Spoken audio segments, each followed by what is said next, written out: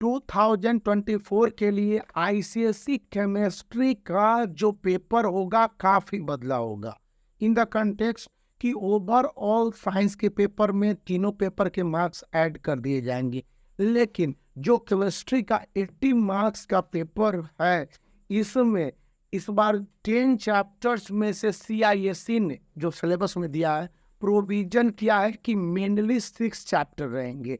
1 chapter in the option, मतलब कि एक चैप्टर को बीचों बीच रखा है, 3 चैप्टर इंटरनल ऑप्शन वाले होंगे। यानी स्टूडेंट अभी से टारगेट करके टोटल 7 चैप्टर को पढ़ते हैं तो वेल एंड गुड है, फर्स्ट पॉइंट।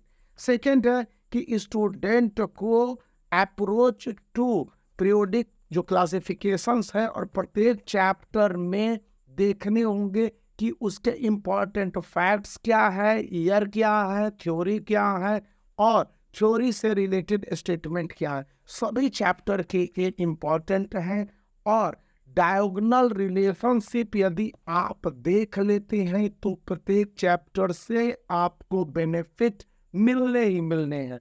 अब यह तो हो गई बात कि फिर आपके आ जाते हैं कि अब जो केमिकल बॉन्डिंग है तो केमिकल बॉन्डिंग में एटम आयन इन सब में आपको प्रॉब्लम नहीं होने चाहिए, बेसिक पॉइंट्स क्लियर होने चाहिए। आज ही मीटिंग में साफ साफ बोला गया है कि साइंस के लिए था कि जितने भी स्टूडेंट हैं उनके बेसिक कंसेप्ट की एटम्स क्या है, आयन क्या है, मोलिकुल्स क्या है और इसकी एग्जाम्पल को आप समझा दें, क्योंकि इसी पर 20% से 25% न्यूमेरिकल्स रहेंगे। लोन पेयर ऑफ इलेक्ट्रॉन है या इंटरमोलिकुलर फोर्स है, तो इन सब इंपॉर्टेंट पॉइंट्स को यदि आप डील कर लेते हैं तो आपने हाफ ऑफ द बाजी, आपने आधा प्रॉब्लम को सॉल्व कर लिया है।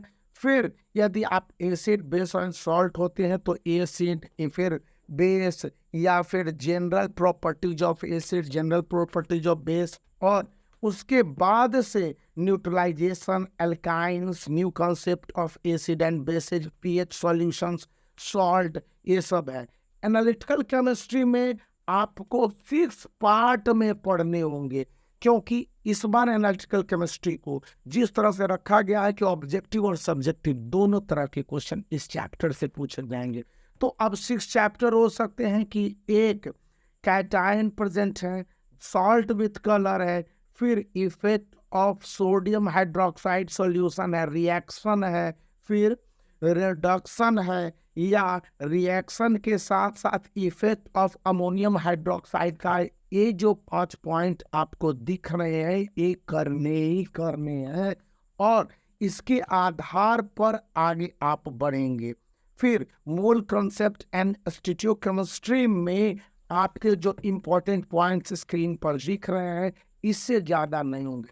अब क्वेश्चन किस तरह से पूछेंगे, सीआईएसई ने जो टोटल फोकस किया हुआ है उसमें वो बताता है कि किसी भी एक चैप्टर को ले लीजिए, मैं एट रैंडम किसी एक चैप्टर को उठा ले रहा हूँ, कोई भी एक चैप्टर है आपके सामने इस तरह से उठा लिया और इसको मैं देखता हूँ कि इसमें क्वेश्चंस को किस तरह से अप्रोच किया गया हुआ है। देखिए बुक में तो यहाँ पर स्टडी ऑफ कंपाउंड अमोनिया और नाइट्रिक एसिड है।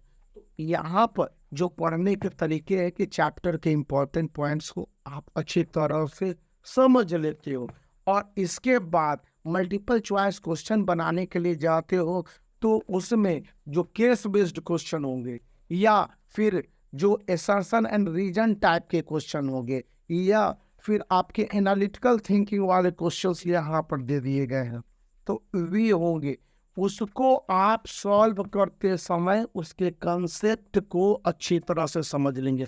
थोड़ी सी गड़बड़ आपके मार्क्स कट जाएंगे। वहीं पर आपके फिल इन द ब्लैंक्स इसमें आते ही आते हैं, तो आप फिल इन द ब्लैंक्स के लिए अगर पूरे चैप्टर को ठीक ढंग से ना पढ़ोगे दिक्कत होने ही होने हैं। फिल इन द ब्लैंक्स के बाद 1 वर्ड जो टेक्निकल टर्म्स हैं उसको आप देख लेंगे, क्योंकि इस तरह के क्वेश्चंस आपको सब्जेक्टिव और ऑब्जेक्टिव दोनों में ही रहेंगे। फिर आइडेंटिफिकेशन ऑफ गैसेज है, समझने होंगे। स्टेट ऑफ ऑब्जर्वेशन के बाद बैलेंसिंग और राइटिंग केमिकल इक्वेशन से एक चैप्टर को मैं बता रहा हूँ, टोटल चैप्टर नहीं, तो इस तरह से आप जिस तरह से टोटल डेटा ले लेते हो और उसके बाद बनाते हो सब्जेक्टिव क्वेश्चंस, तो रीजनिंग बेस्ड क्वेश्चंस है यहाँ पर। इससे रीजनिंग बेस्ड क्वेश्चन आने की 100% पॉसिबिलिटी सारे टीचर बता रहे हैं। फिर शॉर्ट आंसर क्वेश्चन है, आप देख ही लोगे। लॉन्ग आंसर क्वेश्चंस है, लॉन्ग आंसर क्वेश्चंस थोड़े से कम रहेंगे, लेकिन यदि आपके शॉर्ट आंसर क्वेश्चन कवर हो जाते हैं तो फिगर और डायग्राम बेस्ड क्वेश्चन है। ये यदि आप कर लेते हैं तो समझ लीजिए कि इस तरह से सभी चैप्टरों के पढ़ने का मतलब है कि आपका केमिस्ट्री है जो 100% कंप्लीट हो जाएगा। हालांकि अलग अलग चैप्टर के लिए थोड़े से अलग अलग स्ट्रेटेजी बदलेंगे, लेकिन ओवरऑल कॉन्सेप्ट यही है। तो इन बातों को याद रखते हुए आप अपनी तैयारी केमिस्ट्री की कीजिए और ऑल एंड वेल है, वेल गुड है। और CIC की तरफ से या जो भी स्टडी मटेरियल प्रोवाइड होते हैं आने वाले वीडियो में मैं आपके साथ शेयर करूंगा। तो बने रहिए, वीडियो को लाइक करने के साथ चैनल को सब्सक्राइब करके रखिए।